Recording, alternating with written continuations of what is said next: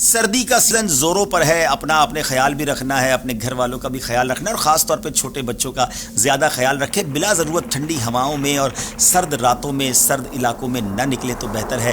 اور اس میں کچھ احتیاطیں بھی بتا دیتا ہوں۔ ہیٹر کا استعمال ہوتا ہے بہت سارے ملکوں میں، اور کہیں کہیں تو گیس کا ہیٹر ہوتا ہے، اور ہم بعض اوقات اس کے حادثات بھی سنتے ہیں۔ تو جب آپ رات کو ہیٹر یوز کر رہے ہیں اور سونے کا ارادہ ہے تو ہیٹر کو بند کر دیں، روم پہلے گرم ہو جائے، پھر ساری رات اسے کھلا رکھ کر نہ سوئیں، کیونکہ ہم نے کئی حادثات سنے ہیں کہ گیس لیک ہو گئی، آگ لگ گئی، یا گیس کی وجہ سے دم گھٹ گیا۔ اور اسی طرح اگر الیکٹرک ہیٹر بھی ہے تو بھی رات سونے سے پہلے اسے بند کر دیں۔ اور سبحان اللہ، میرے آقا علیہ الصلوۃ والسلام کی احادیث کتنی کمال کی ہیں کہ ایک حدیث پاک کا مضمون ہے کہ اگر رات سونے کا ارادہ ہے تو اپنے گھر میں آگ کو نہ چھوڑو، بلکہ آگ کو بجھا کر آرام کیا کرو، کیونکہ وہ آگ جو ہے وہ بڑھ بھی سکتی ہے اور اس سے آگ لگ سکتی ہے۔ اسی طرح ناظرین، ہم شال کا یوز کرتے ہیں، چادر کا استعمال کرتے ہیں، اس میں بھی کچھ شرعی مسائل بھی بیان کر دیتا ہوں، اور اس کے ساتھ ساتھ کچھ احتیاط بھی۔ چادر کا اگر آپ استعمال کر رہے ہیں، شال کا استعمال کر رہے ہیں، تو نماز پڑھتے وقت آپ نے ایک احتیاط یہ کرنی ہے کہ نماز میں اس طرح دیکھیں، دونوں سرے آگے کی طرف ہیں، اس کو صدل کہتے ہیں، اور نماز میں یہ مکروہ تحریمی ہے،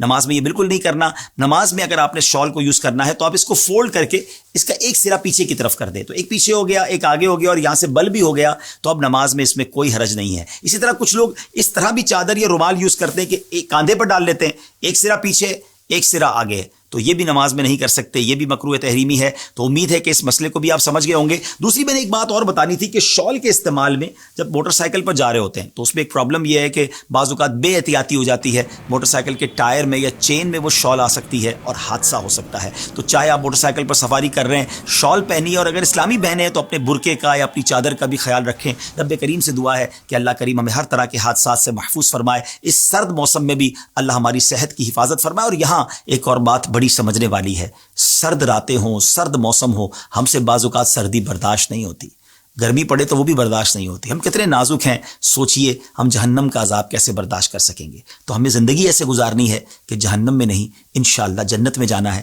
نمازیں پڑھیے، اللہ کی رضا والے کام کیجیے، رب کریم مجھے اور آپ کو جہنم کے ہر قسم کے عذاب سے محفوظ فرمائے۔